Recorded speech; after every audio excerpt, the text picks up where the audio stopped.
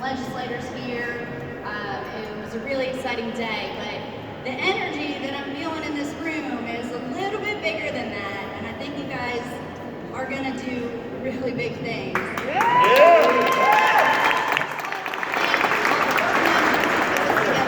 a lot of hard work, and I know that from experience. And the legislators who've had the backbone to stand up and take a position that may or may not be completely controversial in their district. And we've seen a lot of legislators that have gone 180 degrees on either hemp or full-blown recreational cannabis, like from one end of it to the other. So I was asked to just talk about a little bit of an update on the hemp situation, some of the hemp legislation. I know we heard from Senator Robin Webb about the CBD labeling bill, but there are some other pieces of legislation that have gone partly through the process this year. House Bill 236, which was sponsored by Representative Matt Koch, actually has passed. It was an emergency hemp bill. It really was a little bit of cleanup language to try to get things, as they say, we're trying to get things lined up with the feds. We want to line up, make sure everything fits in with the feds, so that way if the feds change anything, especially if it's a positive for us, then things will change here in Kentucky as well. But what was really important in that bill, and this was something that we have worked on for a long time, was that it allowed for the movement of extracts or concentrates from one processor to another. So this was something that we had been pushing for a while.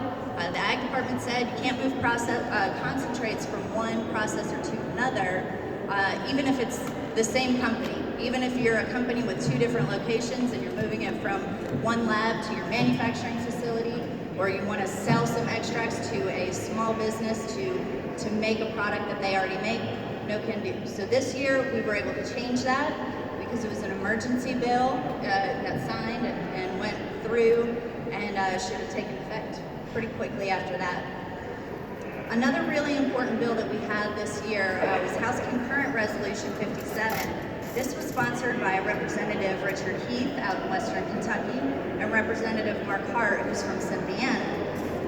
This is another thing that the hemp industry has been pushing for a long time. We've been asking for legislators and regulators to raise that THC limit to 1%. What that does for us, it gives our farmers some wiggle room. We've had farmers that have had hemp that, as you know, the definition is 0.3% THC. So anything above 0.3% is considered marijuana, which is kind of absurd when you think about the quality of 1% THC marijuana. Yeah. But it's important for hemp farmers because we're on the other side of that threshold. So we've been asking for 1%. We've seen some crop destructions. We've seen them in Kentucky. We've seen them in other states. It's starting to become a thing. So House Concurrent Resolution would actually ask the federal government to raise the THC limit to 1%. So we've kind of addressed the point that, it's something that the feds have to do. The state is not going to, try to supersede the federal government's power there. So we're asking the federal government to do it. We're asking Congress to do this. That resolution made it through the House, but it landed in the Senate and Ag Committee, and it hasn't really gone anywhere since. So it passed the House 90-1, so with overwhelming support. We have overwhelming support from the hemp industry, basically from anybody that has anything to do with hemp whatsoever.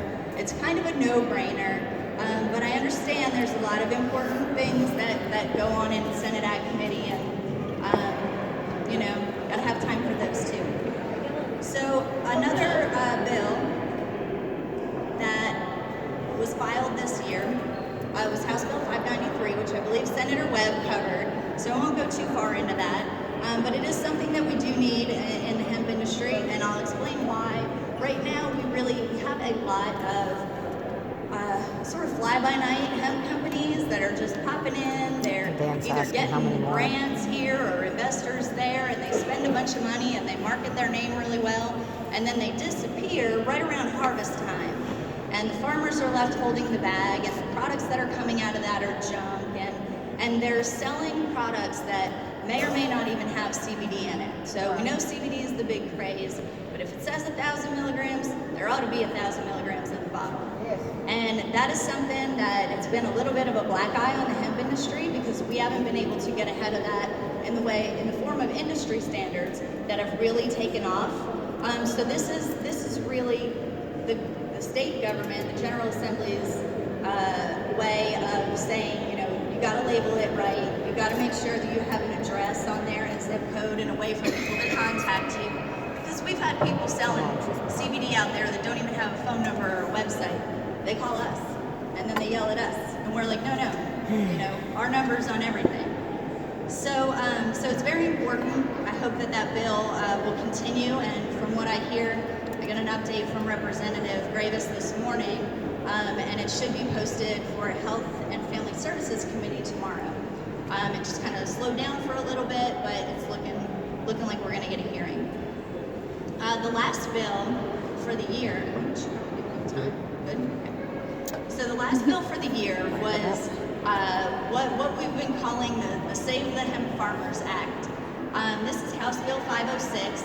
And it was really put in sort of as a last-ditch effort to get some conversation going about smokable hemp flower this session.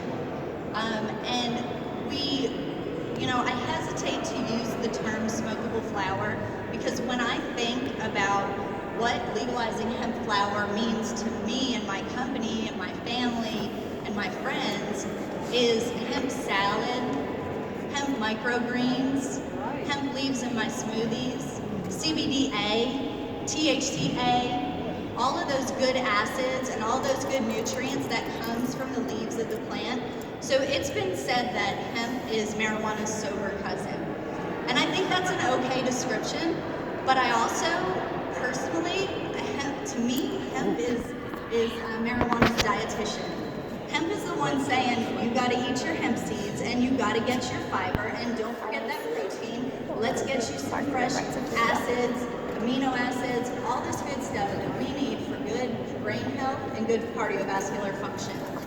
And I've always said that hemp is a way for us to get to the point where maybe our health and our diet is so good that we don't have to use medical marijuana. I would love to get the American diet to the point where diabetes isn't a thing anymore. And these chronic illnesses and chronic pain, a lot of these things are managed by the food that we eat. And a lot of people who have the best results with cannabis that I found, and I'm sure a lot of you all have found, are the ones who change their diet as well. So I think I will wrap things up, but I just kind of want to end with, judging by how kind of panicky everybody is about smokable flower and the possibility that hemp flower might be in someone's car or looking like marijuana or something like that. They're so scared of it, and I don't think that most people are. I think it's just kind of a handful of people in the legislature that are really scared. But they've always said that hemp was just the camel's nose under the tent for marijuana. And I'm beginning to think that the best thing that the hemp industry can do is to support these cannabis bills this year and get those passed. And then maybe we can let medical marijuana be the camel's nose under the tent to legalize industrial hemp.